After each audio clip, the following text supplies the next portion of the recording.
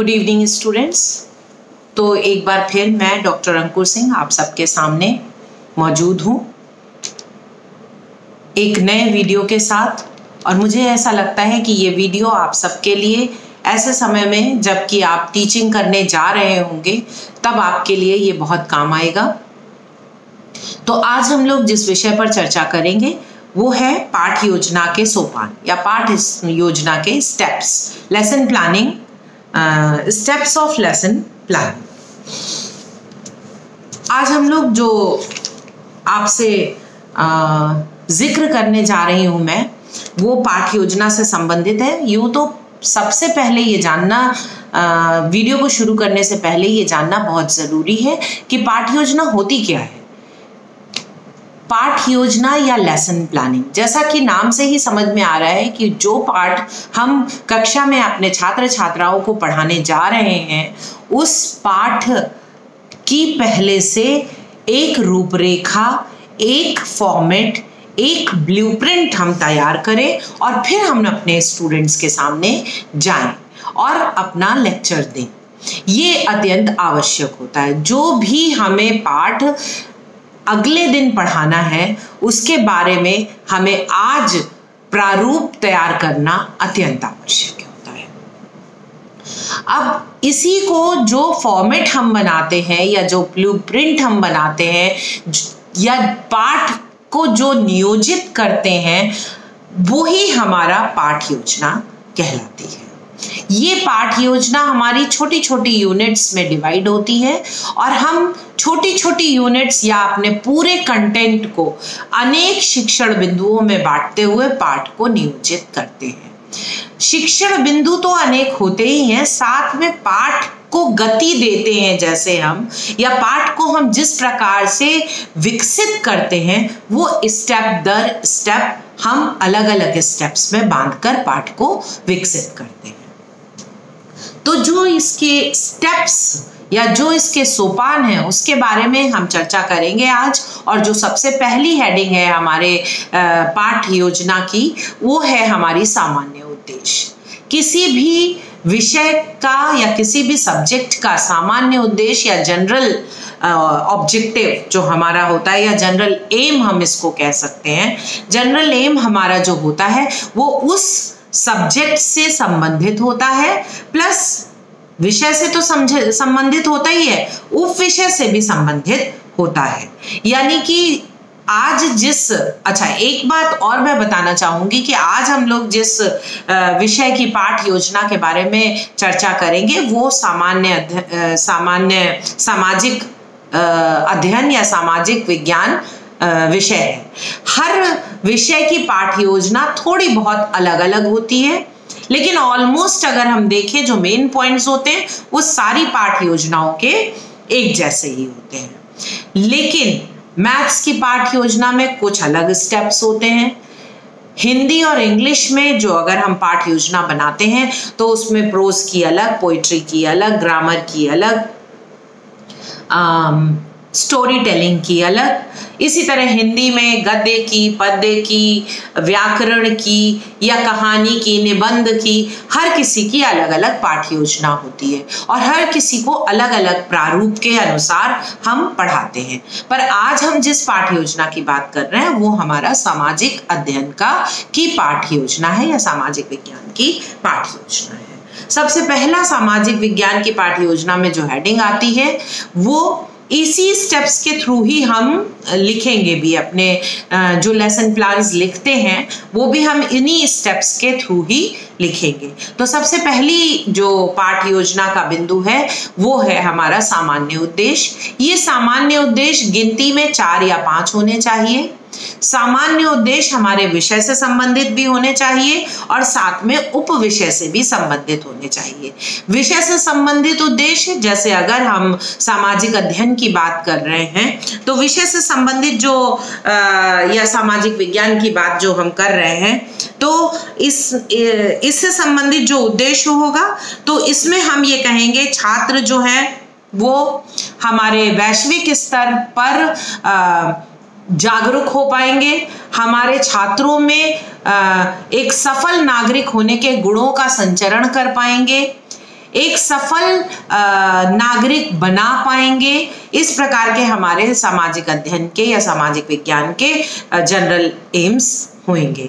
लेकिन अगर भूगोल की बात करेंगे तो हम ऐसे भी बनाएंगे कि छात्र हमारे भौगोलिक परिस्थितियों से अवगत होंगे, विभिन्न प्रकार की ऋतुओं से अवगत होंगे, सौरमंडल से अवगत होंगे। इस प्रकार से हमारा अलग अलग टॉपिक के अनुसार हम भूगोल के जो सामान्य उद्देश्य बनाएंगे वो इस प्रकार से भौगोलिक परिस्थितियों को ध्यान में रखते हुए हम सामान्य उद्देश्य बनाएंगे। इसी प्रकार हम अगर हिस्ट्री के जनरल एम्स बना रहे हैं तो हम ये कहेंगे कि संस्कृति के संचरण में सहायक होंगे, या हम ये कह सकते हैं कि अपनी संस्कृति या इतिहास के बारे में ज्ञान अर्जित करेंगे। इस तरह से हम इतिहास के सामान्य उद्देश्य बनाएंगे। इसी तरह हम नागरिक शास्त्र और अर्थशास्त्र के सामान्य उद्देश्य बनाएंगे। तो यानी कि अगर हम कहें तो सामान्य उद्देश्य हमारे 5 होने चाहिए और सोशल स्टडीज में या सोशल साइंसेज में हमारे सामान्य उद्देश्य 2 या 3 सोशल स्टडीज पे संबंधित होने चाहिए और 2 या 3 सामान्य उद्देश्य जो हमारे हैं वो किससे संबंधित होने चाहिए, हमारे विषय और उपविषय से संबंधित होने चाहिए। नेक्स्ट हेडिंग पे हम आते हैं। नेक्स्ट हेडिंग हमारी है विशिष्ट उद्देश्य। जब हम पाठ की योजना करते हैं तो हमारे सामान्य उद्देश्य के बाद हम विशिष्ट उद्देश्य के बारे में लिखते हैं। विशिष्ट उद्देश्य वे उद्देश्य होते हैं जो प्रकरण से संबंधित होते हैं, जो कि स्पेसिफिक होते हैं, जो एक पर्टिकुलर टॉपिक के लिए हम जो एम्स और ऑब्जेक्टिव अपने निर्धारित करते हैं उनको हम विशिष्ट उद्देश्य कहते हैं।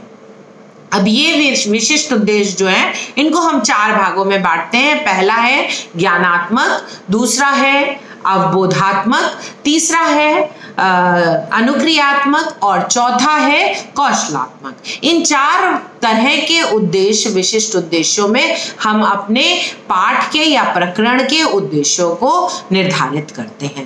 पहला हमारा ज्ञानात्मक होता है। ज्ञानात्मक में जनरली वे उद्देश्य आते हैं जो डेफिनेशन से संबंधित होते हैं, जो किसी ज्ञान से संबंधित होते हैं, जिसमें हम पाठ का या कंटेंट का ज्ञान हस्तांतरित करते हैं। अवबोधात्मक समझ से संबंधित होता है, यानी पाठ से संबंधित सारी समझ को हम यहाँ पर डेवलप करते हैं। और ये समझ हमारी कैसे हो सकती है, सिद्धांतों के रूप में हो सकती है, प्रकार के रूप में हो सकती है, लक्ष्यों के रूप में हो सकती है, नियमों के रूप में हो सकती है। इस प्रकार से ये हमारा अवबोधात्मक में उद्देश्यों में आता है। तीसरा है हमारा अनुक्रियात्मक। अनुक्रियात्मक वो उद्देश्य होते हैं जो हमारे अनुक्रिया से संबंधित होते हैं या हमारे पाठ की उपयोगिता, अनुपयोगिता, महत्व, लाभ, हानि इनसे संबंधित होते हैं, उसको हम अनुक्रियात्मक की श्रेणी में रखते हैं। और चौथा हमारा होता है कौशलात्मक। कौशलात्मक पूरा हमारे व्यवहारिक ज्ञान पर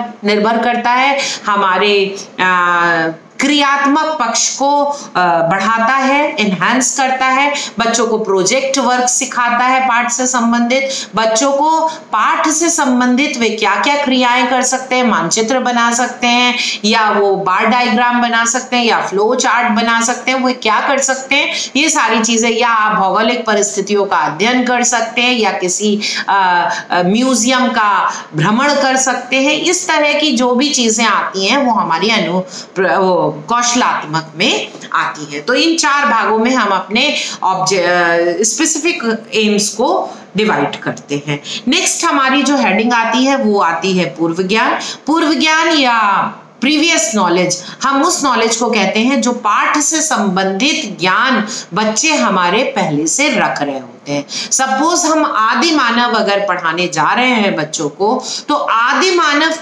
की एक छवि, एक हमारे पूर्वजों की का चित्र उनके दिमाग में, एक परसेप्शन उनके दिमाग में आदि मानव का होना चाहिए, ऐसा हम कहते हैं। और एक लाइन में इसको लिखते हैं कि छात्र छात्राएं हमारे पाठ से संबंधित पूर्व ज्ञान रखते हैं। नेक्स्ट हेडिंग हमारी जो आती है वो आती है हमारी प्रस्तावना प्रश्न। प्रस्तावना प्रश्न वो प्रश्न होते हैं तो जो बालक को पाठ पर लेके आते हैं, जो बालक की इफेक्टिव डोमेन को प्रभावित करते हैं, यानी बच्चे को पूरी रूप से पाठ पढ़ने की तैयारी करवाते हैं। चैप्टर वो लेसन पे किस तरह से फोकस करे। सपोज आपका पीरियड अभी मैथ्स का था, आपने मैथ्स पढ़ा, मैथ्स पढ़ने के बाद अब तुरंत ही मेरा एसएसटी का पीरियड है, तो बच्चों को मुझे पहले सबसे मेरा ये ऑब्जेक्टिव है कि मैं बच्चों को मैथ्स से निकाल करके और एसएसटी में लाऊं, और मैं अपने टॉपिक जो एसएसटी का टॉपिक मुझे आज पढ़ाना है वहां तक बच्चों को ट्रैवल करा के ले जा पाऊं। तो पाठ तक ले जाने का कार्य हमारा प्रस्तावना प्रश्न करते हैं। ये प्रस्तावना प्रश्न जो होते हैं वो 3 या 4 होते हैं। ये पाठ से संबंधित तो होते हैं लेकिन सीधे पाठ पे नहीं आते हैं। ये कैसे होते हैं कि आप व्यवहारिक तरह से, ये प्रश्न बड़े सरल होने चाहिए, व्यवहारिक होने चाहिए, और जो भी हमारा पाठ का टाइटल है लास्ट क्वेश्चन उस पे जाकर के हमारा खत्म होना चाहिए।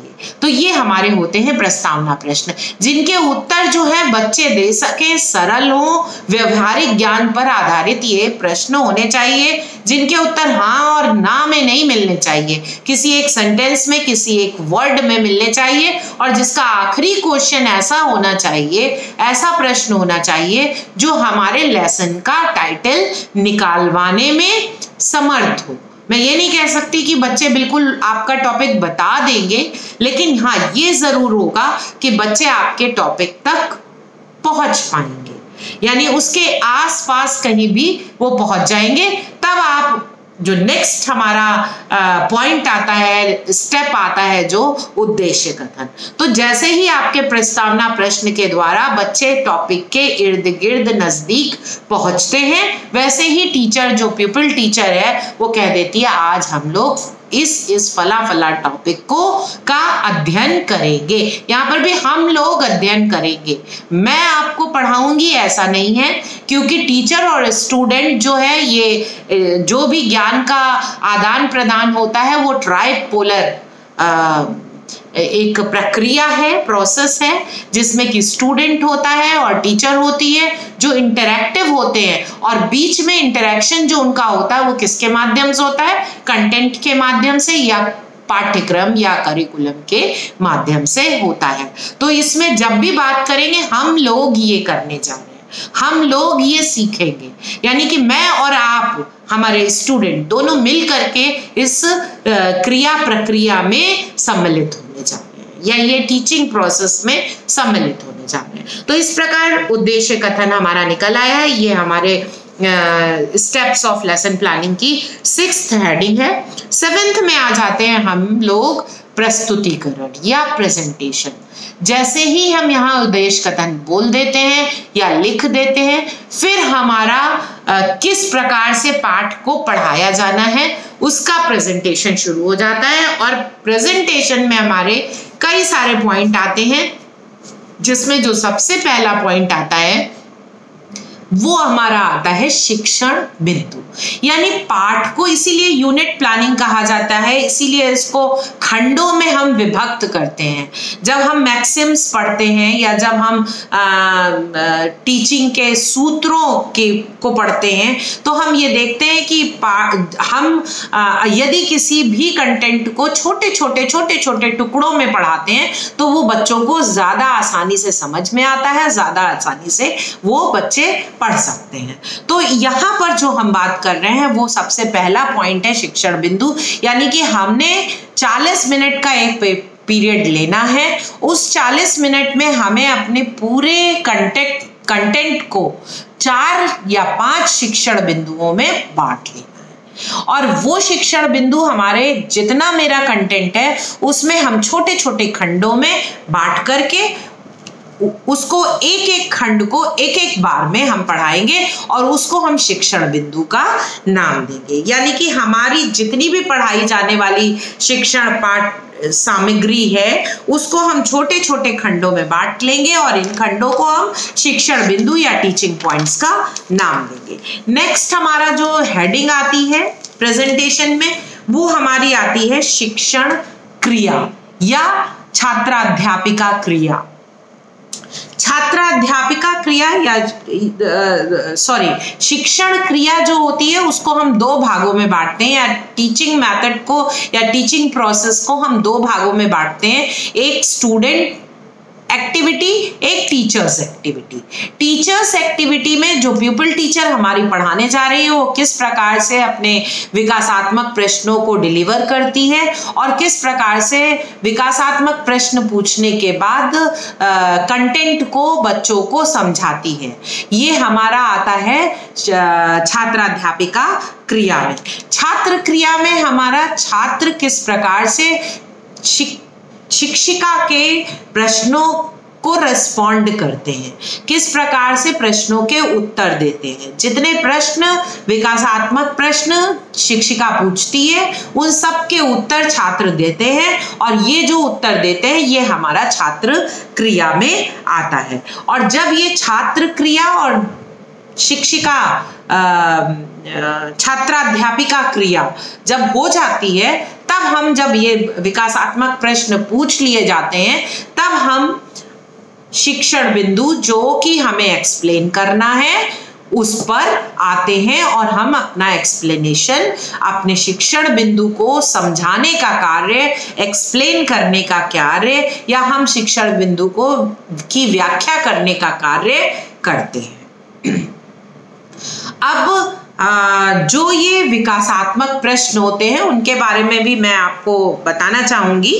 विकासात्मक प्रश्न जो होते हैं वो हमारे इसी शिक्षण बिंदु से संबंधित होते हैं, जो शिक्षण बिंदु की व्याख्या हम करने जा रहे हैं। सपोज हमारा पहला शिक्षण बिंदु है, सपोज हम ज्वालामुखी पढ़ा रहे हैं। ज्वालामुखी का पहला शिक्षण बिंदु हमारा है कि ज्वालामुखी का अर्थ। अब हमें अपने स्टूडेंट को बताना है कि ज्वालामुखी का क्या अर्थ होता है। तो हमने इस कंटेंट को, इस शिक्षण बिंदु को भली प्रकार पहले पढ़ लिया। पढ़ने के बाद हमने इससे 3 क्वेश्चन निकाले, लेकिन इनडायरेक्ट क्वेश्चन जो कि व्यवहारात्मक हैं, जो बच्चे, अगर सीधे मैं पूछूंगी ज्वालामुखी क्या है और बच्चे इसका उत्तर नहीं दे पाए तो फिर मैं पढ़ाने क्या आई हूं। मुझे तो ज्वालामुखी चैप्टर पढ़ाना है, तो मैं पहले कहां से शुरू करूंगी।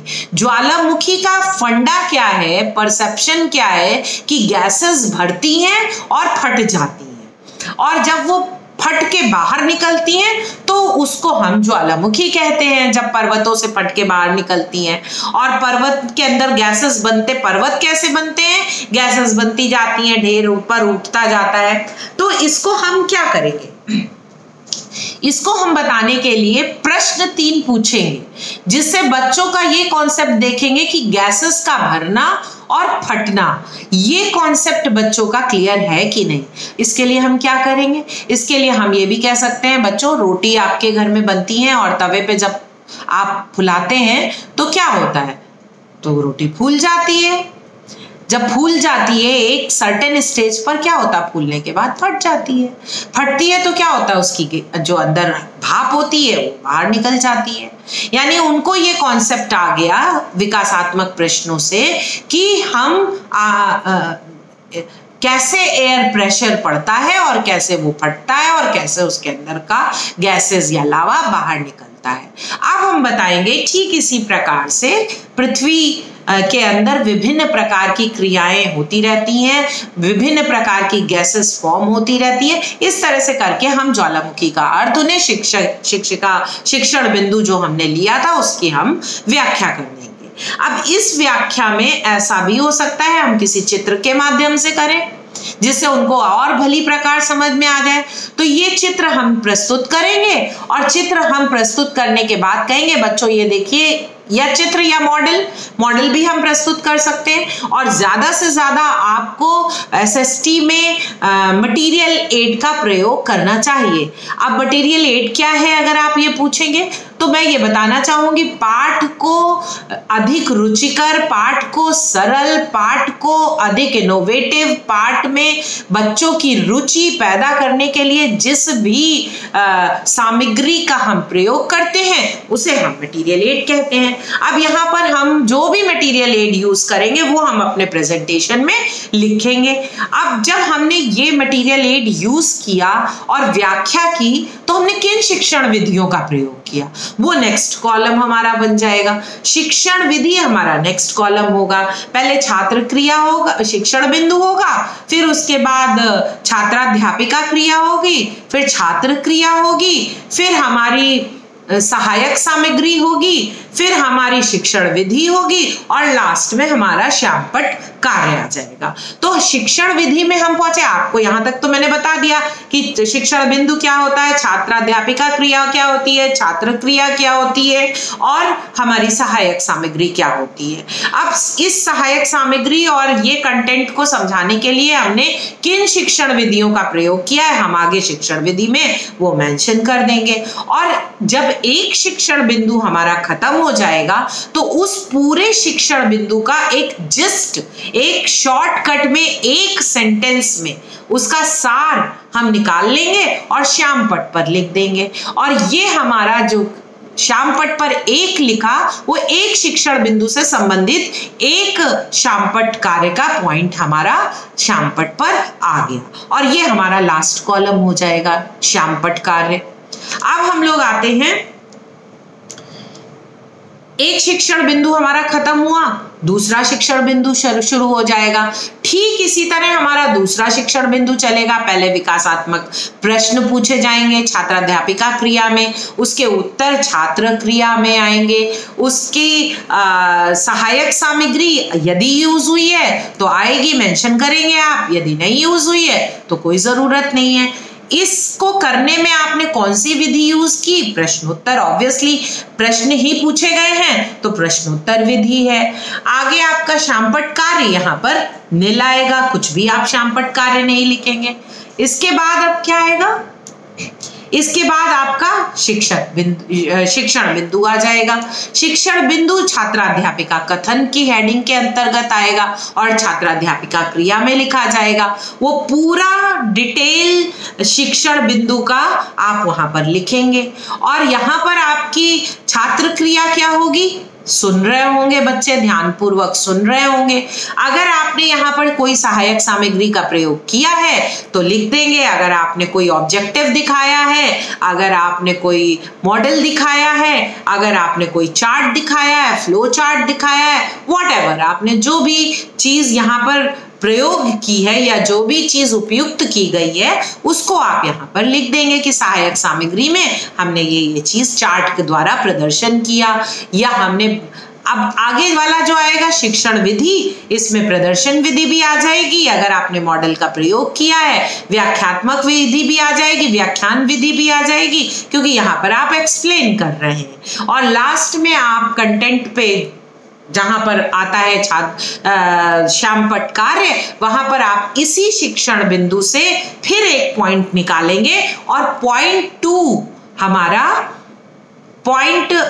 शिक्षण बिंदु 2 से रिलेटेड एक उसका जिस्ट सेंटेंस पॉइंट 2 में ब्लैक बोर्ड वर्क में आ जाएगा। इसी तरह से पॉइंट 3 हमारा शिक्षण बिंदु 3, शिक्षण बिंदु 4, शिक्षण बिंदु 5 हमारे आ जाएंगे। और जब 3, 4, 5 आएंगे तो श्यामपट्ट कार्य पे श्यामपट्ट कार्य 3, श्यामपट्ट कार्य 4, श्यामपट्ट कार्य 5, यानी कि जितने शिक्षण बिंदु हमारे हैं उतने हमारे श्यामपट्ट पर पॉइंट्स में आंसर्स आ जाएंगे, या पूरे पाठ की समरी जो है वो हमारे ब्लैक बोर्ड पर आ जाएगी। और जहां पर भी आपको जो आपने सहायक सामग्री का प्रयोग किया है उसका छोटा सा एक मिनिएचर फॉर्म आप लगा करके सहायक सामग्री जहां आप लिख रहे हैं वहां पर छोटी सी एक फोटो बना के लगाएंगे, हाथ से बना के, फोटो खींच करके नहीं लगानी है, हाथ से बना करके एक छोटी सी फोटो वहां पर आप उसकी लगा देंगे। अब आपका क्या हो गया कि सारे शिक्षण बिंदु भी आ गए, सारे विकासात्मक प्रश्न भी आ गए, सारे छात्राध्यापिका कथन भी आ गए, और अब हम आ गए हमारे ब्लैक बोर्ड पर 5 पॉइंट भी आ गए। अब हम क्या करेंगे? निरीक्षण कार्य करेंगे। निरीक्षण कार्य में हम जो भी श्याम पट्ट पर लिखा हुआ है वो स्टूडेंट से कहेंगे कि आप उतार लीजिए अपनी कॉपी में। और निरीक्षण कार्य कैसे होगा? कक्षा का निरीक्षण, छात्राध्यापिका घूम के सब बच्चों की कॉपी देखेगी कि आप सही प्रकार से उतार रहे हैं श्यामपट्ट कार्य या नहीं उतार रहे हैं। जब आपने ये देख लिया कि आपने सारा कुछ उतार लिया है, बच्चों से पूछ लिया, आप ब्लैक बोर्ड को इरेज कर देंगे। और ब्लैक बोर्ड इरेज करने के बाद हमारा नवा पॉइंट आ जाएगा जो कि पाठ योजना में 9th पॉइंट पे आता है, मूल्यांकन प्रश्न। ये ब्लैक बोर्ड पे कहीं नहीं लिखे जाएंगे। अभी तक के 2 प्रश्न जो थे, प्रस्तावना प्रश्न और विकासात्मक प्रश्न, वो व्यवहारिक थे, वो पाठ पे डायरेक्ट नहीं थे, पाठ पे घुमा फिरा के पूछे जा रहे थे। परंतु ये मूल्यांकन प्रश्न हम बच्चे को असेस करने के लिए, एनालाइज करने के लिए, स्वयं ने कैसा शिक्षण दिया है इसकी भी जांच करने के लिए इन मूल्यांकन प्रश्नों का या इवैल्यूएटरी क्वेश्चंस का प्रयोग करते हैं। अब हमें ये देखना है कि मैंने जो आपको पढ़ा तो दिया, आपकी समझ में आया या नहीं आया, या आपने अपने बच्चों को पढ़ा तो दिया, उन्हें कितना समझ में आया है। तो ये देखने के लिए हम क्या करते हैं? इवैल्यूएटरी क्वेश्चंस का प्रयोग करते हैं। ये इवैल्यूएटरी क्वेश्चन जितने शिक्षण बिंदु या टीचिंग पॉइंट्स आपने पढ़ाए हैं उन सबसे संबंधित एक एक प्रश्न हो सकता है। यानी कि अगर आपने 5 टीचिंग पॉइंट्स लिए हैं तो 5 क्वेश्चंस भी हो सकते हैं, 4 लिए हैं तो 4 भी हो सकते हैं, एक ही टीचिंग पॉइंट से 2 क्वेश्चन भी आप पूछ सकते हैं, या किसी एक टीचिंग पॉइंट से कोई भी ना पूछे तो भी चलता है। लेकिन ये क्वेश्चंस क्या होता है? डायरेक्ट होता है। मैंने पूरा पढ़ा दिया है आपको कि ज्वालामुखी क्या होता है, ज्वालामुखी के प्रकार कितने हैं, तो मैं आपसे डायरेक्टली ये पूछ सकती हूँ मूल्यांकन प्रश्नों में कि अच्छा बच्चों बताइए कि ज्वालामुखी के कितने प्रकार होते हैं, ज्वालामुखी क्या होता है, ज्वालामुखी से बचाव के क्या क्या तरीके हैं, या डिजास्टर की श्रेणी में ज्वालामुखी आता है तो किस प्रकार से ये जनजीवन को प्रभावित करता है। इस तरह से हम आपसे क्वेश्चंस पूछ सकते हैं और ये हमारा मूल्यांकन कार्य में आएगा। लास्ट हमारी हेडिंग 10वीं हेडिंग होती है गृह कार्य की। मूल्यांकन प्रश्न पूछने के बाद हम आपको आपके ज्ञान को असेस करने के लिए, आपको कुछ ब्रेन स्टॉर्मिंग करने के लिए, आपको जितना भी पढ़ाया गया उसको रिकैप्चुलाइज करने के लिए हम आपको गृह कार्य दे देते हैं। और अब जितना भी ज्ञान आपने क्लास में अर्जित किया है उसको मजबूत करने के लिए, उसको दृढ़ करने के लिए हम आपको होमवर्क दे देते हैं। ये होमवर्क हम ब्लैक बोर्ड पे भी लिख सकते हैं, हम बोल भी सकते हैं, और गृह कार्य की हेडिंग लिख करके और छोड़ भी सकते हैं। ये सब्जेक्ट वाइज अलग अलग तरीके से डिफरेंट हो सकता है। एसएसटी में हम रिक्त स्थानों की पूर्ति भी दे सकते हैं, मैच द सेंटेंस भी मैच द फॉलोइंग भी दे सकते हैं, लेख लिख के लाइए दे सकते हैं, मानचित्र पर इंगित करिए दे सकते हैं, फ्लो चार्ट बना के लाइए दे सकते हैं। इस प्रकार से विभिन्न प्रकार का हम आपको गृह कार्य दे सकते हैं। तो मेरे ख्याल से ये यहाँ पर हमारी पाठ योजना समाप्त होती है। और पाठ योजना समाप्त करते करते मैं एक बार फिर ये चीज रिपीट करना चाहूंगी कि आपको पूरी पाठ योजना में 3 प्रकार के प्रश्नों का आपने चयन किया है। ठीक है, 3 प्रकार के प्रश्न। पहला प्रश्न प्रस्तावना प्रश्न, क्योंकि आप लोग बहुत ज्यादा कंफ्यूज होते हैं कि प्रश्न हम कैसे बनाएं। जब प्रश्न बनाने की बारी आती है तो काफी आपको दिक्कत आती है। तो पहला जो होता है प्रस्तावना प्रश्न होता है।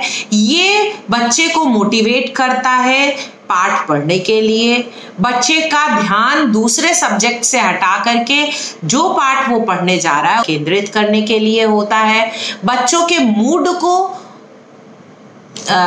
उस पाठ पर लाने के लिए होता है, उद्देश्य कथन को निकलवाने के लिए होता है, पाठ के टॉपिक को निकलवाने के लिए होता है, पाठ के टॉपिक से संबंधित इनडायरेक्टली ज्ञान है कि नहीं है ये जांचने के लिए होता है। ये 2 या 3 होने चाहिए, ये व्यवहारिक होने चाहिए, हाँ या ना में उत्तर इनके नहीं आने चाहिए। और तीसरा आखिरी क्वेश्चन ऐसा होना चाहिए इसका जो कि आपके शीर्षक को, पाठ के शीर्षक को निकलवा सके। दूसरे प्रकार के प्रश्न हमारे विकासात्मक प्रश्न होते हैं। ये हमारे कंटेंट की व्याख्या करने से पहले आते हैं। हमेशा बच्चे यहाँ पर गलती कर देते हैं कि पहले जब प्रेजेंटेशन करते हैं तो पहले आप शिक्षण बिंदु की व्याख्या पूरी लिख देते हैं और विकासात्मक प्रश्न उसके नीचे लिखते हैं। ऐसा गलत है। आपको पहले प्रश्न लिखने हैं और फिर आपको व्याख्या करनी है। पहले हम बच्चों से ये जान लेना चाहते हैं कि जो कुछ भी हम पढ़ाने जा रहे हैं अभी, उसका थोड़ा बहुत ज्ञान उनको है कि नहीं है, उसका परसेप्शन उनको है कि नहीं है, उसके बारे में कुछ व्यवहारिक सी सोच वो रखते हैं या नहीं रखते हैं। तो इसलिए हम ये जो क्वेश्चन बनाते हैं ये 3 होने चाहिए कंटेंट पे रिलेटेड। 2 या 1 से काम नहीं चलेगा, 3 क्वेश्चन होने ही चाहिए। और ये 3 क्वेश्चन जो है व्यवहारिक होने चाहिए, सरल होने चाहिए, सरल से कठिन की ओर बढ़ने चाहिए, जिनके उत्तर हाँ या में ना में नहीं आने चाहिए, सेंटेंस में आने चाहिए। और एक उत्तर यदि हमें एक छात्र से नहीं मिलता है तो हमें उसको खड़े रखना पड़ेगा और दूसरे छात्र से हमें प्रश्न वही पूछना पड़ेगा। और हम उस प्रश्न का उत्तर पाने के लिए ऐसा हो सकता है कि और कई सारे इनोवेटिव क्वेश्चंस तैयार हो जाएं और हम जब तक वो आंसर ना पाएं तब तक हम उनसे प्रश्न करें। और प्रश्न करने के बाद जब सही उत्तर मिल जाए तो सारे खड़े बच्चों से सही उत्तर लेने के बाद उनको बिठा दिया जाएगा। ये 3 प्रश्न पूछने के बाद हम क्या करेंगे? शिक्षिका कथन बोलेंगे। शिक्षिका कथन पूरा व्याख्या है। उस व्याख्या में हम सहायक सामग्री का भी प्रयोग कर सकते हैं। सहायक सामग्री कितनी तरह की प्रयुक्त होती है ये भी मैं आपको अभी बता ही चुकी हूँ अपने पीछे वीडियो में। और तीसरी प्रकार का प्रश्न हमारा जो आते हैं वो हमारे होते हैं मूल्यांकन प्रश्न। ये मूल्यांकन प्रश्न पाठ से संबंधित होते हैं। छात्रों के ज्ञान अर्जन का टेस्ट होता है, शिक्षिका का भी टेस्ट होता है कि उसने कितनी भली प्रकार से अपना ज्ञान ट्रांसमिट किया अपने बच्चों में। फिर इसके बाद ये डायरेक्टली शिक्षण बिंदु से संबंधित पूछा जा सकता है। ये प्रत्येक शिक्षण बिंदु से एक प्रश्न पूछा जा सकता है। ये 5 भी हो सकते हैं, ये 4 भी हो सकते हैं, ये एक ही शिक्षण बिंदु से 1 या 2 भी हो सकते हैं। तो इस प्रकार हम देखते हैं कि 3 प्रकार के प्रश्नों के द्वारा हम पाठ योजना में प्रयोग करते हैं इन 3 प्रकार के प्रश्नों का। मुझे ऐसा लग रहा है, मैं ये उम्मीद करती हूँ कि ये वीडियो जो कि पाठ योजना पर आधारित था, पाठ योजना के विभिन्न पदों को मैंने इलेबोरेटेड तरीके से आपको बताने की कोशिश की है। तो मुझे ऐसा लगता है कि आप पाठ लिखने में, पाठ योजना बनाने में आपको आसानी होगी और आपको ये भली प्रकार से समझ में आ रहा होगा। अगर मैं बात करती हूँ कि किस प्रकार से दिखता है तो ये कुछ इस प्रकार से पाठ योजना, मुझे नहीं लगता कि ये सही दिखेगा। तो पाठ योजना आपको मैं बता भी चुकी हूँ काफ़ी, तो इस हिसाब से मेरे ख्याल से आपको पाठ योजना ठीक प्रकार से समझ में आ गई होगी। और मैं अगले वीडियो में आपको क्लास में किस प्रकार से एक पाठ पढ़ाना है, मैं इस पर एक अपना नया अगला वीडियो बनाऊंगी कि आप सामाजिक अध्ययन को कक्षा में किस प्रकार से पढ़ाएं और वो कौन कौन से पॉइंट्स हैं जिनको आप पढ़ाते समय ध्यान में रखें, वो कौन कौन सी चीज़ें हैं जिनको आपको अपने शिक्षण कार्य को करते समय फॉलो करना है। वो सारी चीज़ें हम अपने अगले वीडियो में बात करेंगे। आशा है आपको सबको समझ में आया होगा। तो मैं यहीं पर अपने वीडियो को समाप्त करती हूँ। आप सबसे जाने की आज्ञा लेती हूँ। धन्यवाद, शुक्रिया, गुड नाइट।